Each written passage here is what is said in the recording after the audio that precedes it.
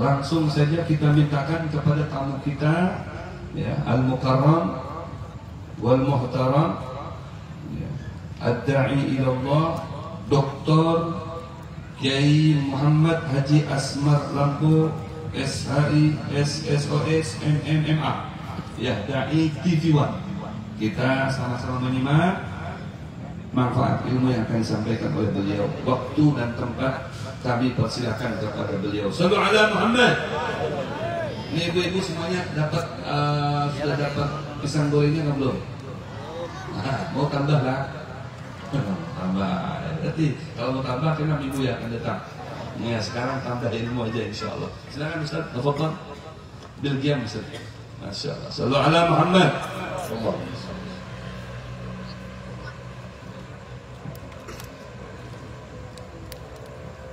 Soalnya Ustaz kalau pian duduk ini janda-janda di belakang nggak melihat pian.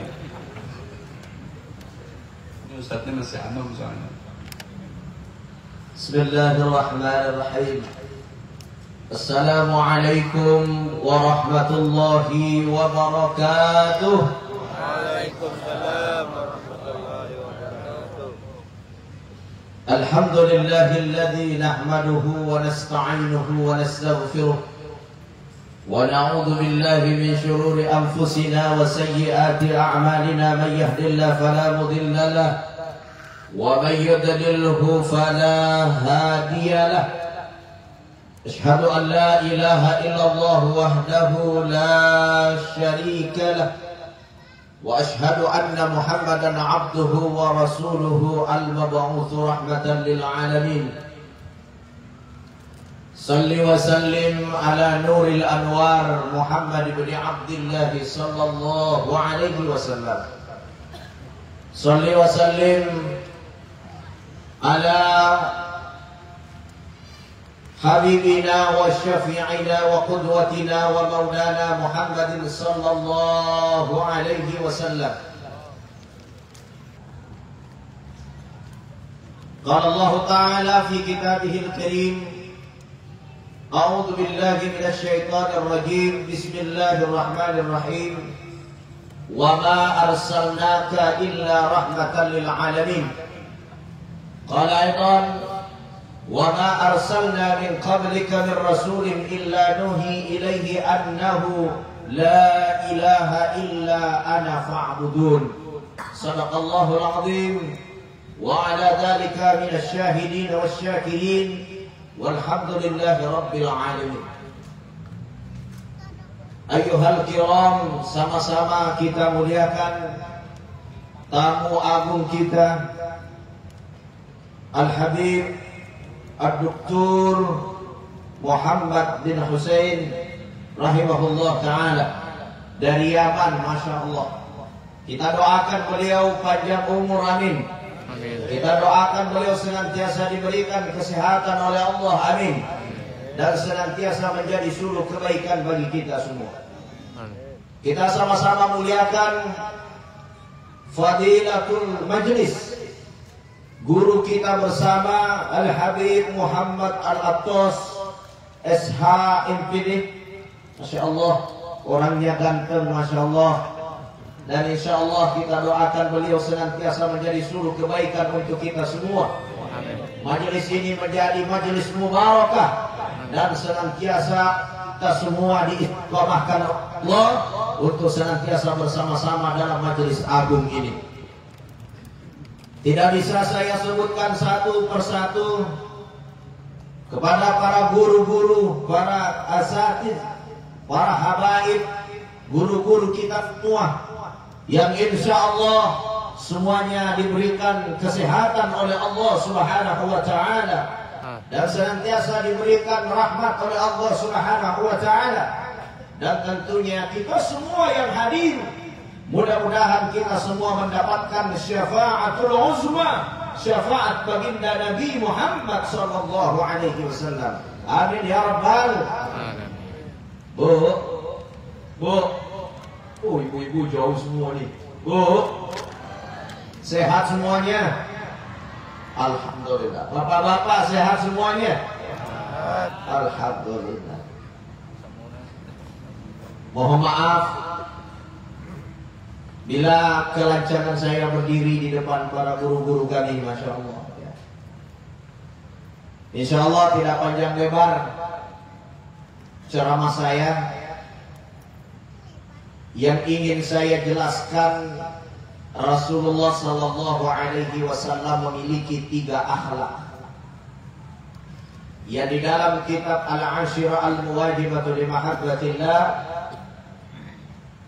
dijelaskan bahwa akhlak ini adalah akhlakul qaf. Ada 3 qaf yang melekat pada diri Rasulullah yang disebut oleh para ulama kita akhlakul qaf. Apa akhlakul qaf itu? Yang pertama adalah akhlakul qaf yang pertama akhlakul qalbi. Ya, akhlakul qalbi. Di mana Rasulullah sallallahu alaihi wasallam memiliki hati yang sangat suci, sangat bersih. Tidak ada kebencian. Tidak ada ucapan-ucapan Rasulullah yang berbohong. Semua kata-kata Rasulullah itu shadiqul wa'dil amin. Rasulullah penuh dengan kebenaran apa yang diucapkan. Makanya kalau Rasulullah yang katakan, percaya saja.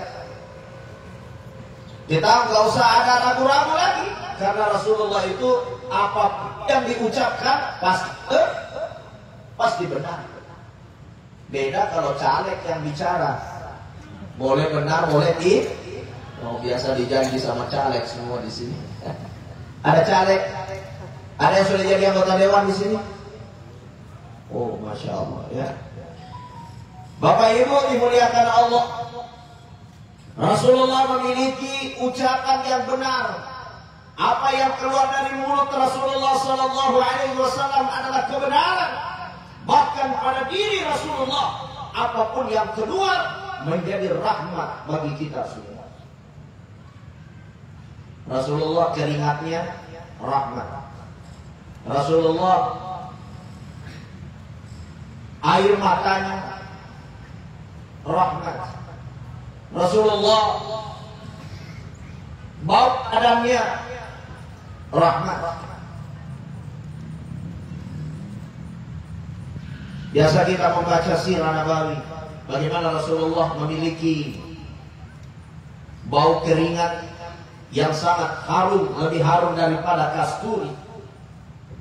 Bahkan bukan hanya sekadar harum, karena kalau harum diminum itu bisa jadi penyakit.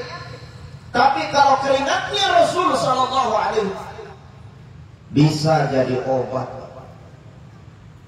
Ya, kita bisa membaca sejarah Karramallahu wajhah, istri Rasulullah Sallallahu Alaihi Wasallam. Dalam suatu ketika Aisyah kena sakit perut. Nih, perut. Satu. Lanjut ya. Aisyah lagi sakit perut, Bapak Ibu. Pada saat Rasulullah terkena sakit perut, Aisyah ini tidak mau mengganggu suaminya, tidak mau membangunkan Rasulullah SAW yang sedang tertidur pulas. Lalu apa yang terjadi? Aisyah begitu menahan sakit, melihat Rasulullah tertidur keluar keringat. Rasulullah kalau tidur, Pak, keluar keringatnya. Jadi kalau ada orang tidur keluar keringatnya, itu tanda sehat. Kalau kita tidur bukan keringat yang keluar, orang Bugis bilang keluar beke di sini. Bekelo. Ya. Keluar keringatnya, Rasulullah dalam keadaan tidur. Aisyah sakit perut, tiba-tiba Aisyah mengambil lap. Ya, lap itu ya kurang lebih tisu. Mengambil tisu. Lalu Aisyah mengambil lap ini, kemudian dia gosok badan Rasulullah, mulai wajahnya dia lap dikit-dikit. Kemudian lap yang ada keringatnya Rasulullah Sallallahu Alaihi Wasallam direndam Aisyah di dalam air minum. Kemudian Aisyah meminum air yang ada keringatnya Rasulullah SAW, langsung sembuh sakit perutnya Aisyah karena asbab keringatnya Rasulullah SAW. Itulah keberkahan. Apakah ibu-ibu punya suami keringatnya juga seperti itu? Coba-cobalah. Kalau kita sakit perut, ambil tisu, lap keringat suami, pas bawah ketiaknya, rendam dalam air minum. Kalau belum pernah menceret-menceret, barusan menceret-menceret. Kenapa? Rasulullah keringatnya obat, suami kita keringatnya racun. Jangankan keringatnya Rasul, menantu Rasulullah, Imam Ali karramallahu wajhah, suatu ketika dia pergi ke kebun kurma bersama Rasulullah SAW.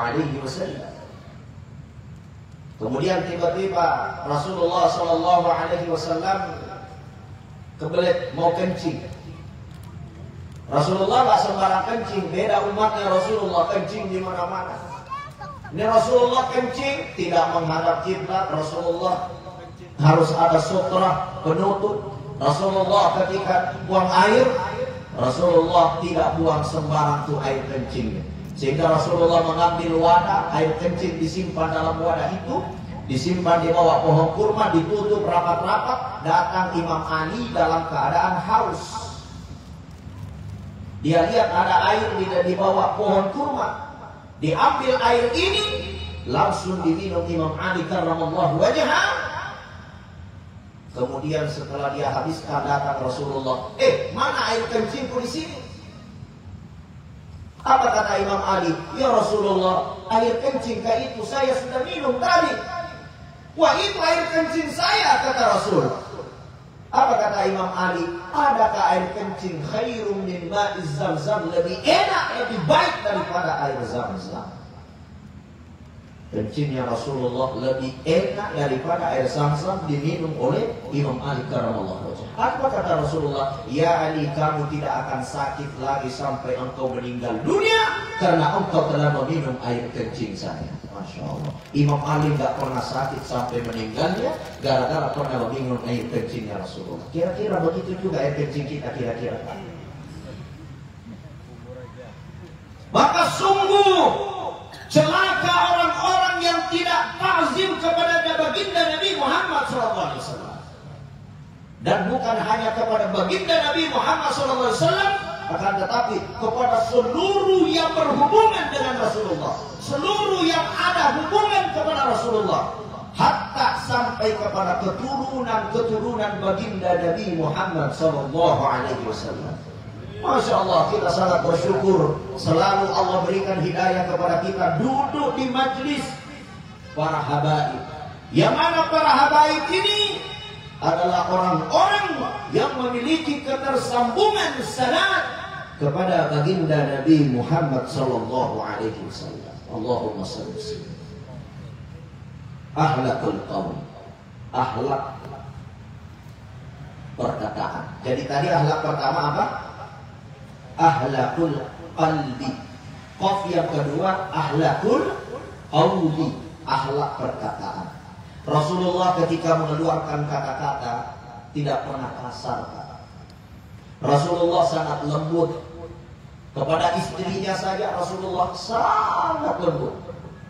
Suatu ketika Aisyah buat kopi untuk Rasulullah. Setelah dibuat kopi ini, ternyata Aisyah lupa memberikan gula yang diisikan garam karena dia terburu-buru membuat kopi untuk ditujukan kepada Rasulullah.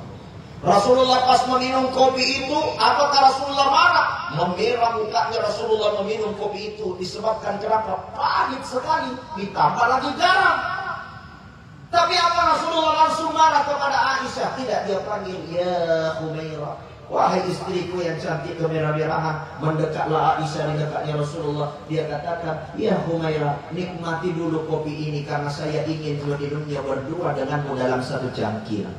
Lembutnya Rasulullah. Diminumlah Aisyah. Merah mukanya Aisyah. Kenapa? Merasa "Ya Rasulullah, maafkan saya membuat kopi yang salah." Apa kata Rasulullah? "Ya Humairah, memang kopi ini begitu pahit, tapi wajahmu membuatnya manis."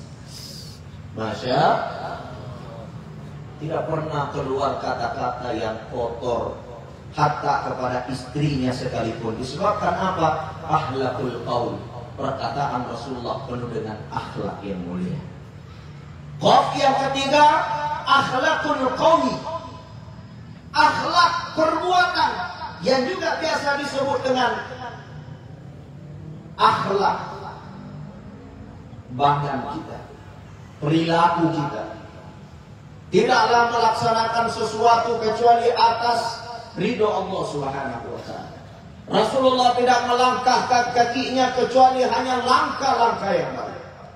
Maka Bapak Ibu dirahmati Allah, teruslah melangkah untuk kebaikan. Jaga perbuatan kita jangan sampai menyakiti saudara kita. Jaga tangan kita jangan sampai menyakiti saudara kita. Jaga lisan kita jangan sampai mencaci maki saudara kita. Apalagi mencaci maki orang-orang yang dicintai oleh Allah, seperti baginda Nabi Muhammad sallallahu alaihi wasallam. Mencaci maki keluarga-keluarga Rasulullah sallallahu alaihi wasallam. Demi Allah, tidak ada kebahagiaan dan keselamatan bagi orang yang tidak menebar cinta di antara sesama. Maka kehadiran kita dalam majelis ini adalah majelis cinta. Betul tidak, Bu? Betul, Pak ya? Majelis cinta. Hati kita harus cinta kepada sesama.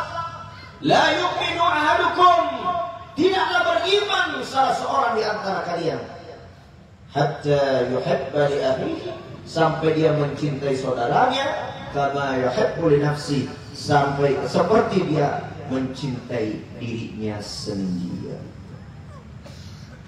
Saudaraku, karena Allah, mari kita menebar cinta damai di antara kita. Tidak ada gunanya menyebar kebencian. Tidak ada gunanya mencaci maki saudara kita. Hanya akan menghabiskan amal-amal kita dan akan menyebabkan kita nanti celaka di dunia, celaka di akhirat. Terakhir saya sampaikan, hidup kita di dunia ini tidak lama. Kalau kita ingin menuju ke suatu daerah, kita butuh alamat yang jelas. Betul tidak? Kalau ada orang naik perahu atau dia naik kapal, dia tidak tahu mau kemana, maka dia akan hilang di tengah laut. Kenapa? Dia hanya muter-muter di tengah laut, tidak tahu arah tujuannya kemana. Maka kita butuh kompas menuju arah tujuan yang kita ingin tuju. Begitulah kita hidup di dunia, kita punya tujuan, pasti kita akan menuju kepada kematian. Halo? Menuju kemana? Kematian. Kita semua di sini mau mati, betul tidak? Kenapa kita akan mati? Karena setiap jiwa-jiwa manusia membawa nyawa. Syarat mati cuma satu, bernyawa. Itu saja. Tidak ada syarat mati harus sakit dulu. Tidak ada syarat mati harus punya utang dulu. Tidak ada. Syarat mati cukup bernyawa, pasti mati. Kullu nafsin dha'iqatul, pasti mati. Bapak-bapak pasti mati, ibu-ibu pasti mati. Cuma tidak ada yang tahu apakah bapak-bapak dulu atau saya dulu. Tapi kalau ada baiknya bapak dulu lah di belakang saya ya. Ya. Tapi kematian nggak gitu. Idza jaa ajaluhum la yastakhiruna sa'atan wa la yastaqdimun. Kalau sudah tiba waktunya kita akan mati. Maka menuju kematian, kompasnya adalah ikut ajaran Rasulullah sallallahu alaihi wasallam. Qul in kuntum tuhibbunallah fattabi'uni yuhibbukumullah. Ahlan wa sahlan ya habibana.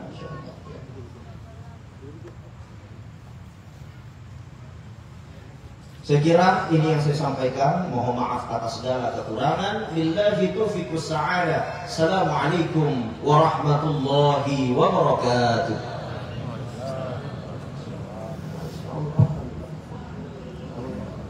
Waalaikumsalam warahmatullahi wabarakatuh.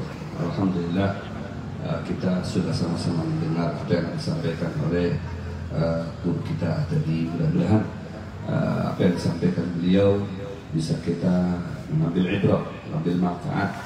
Di antaranya bagaimana cara kita mencintai Nabi Muhammad SAW yang seluruh dalam kepribadian Nabi SAW adalah uswah untuk kita semuanya.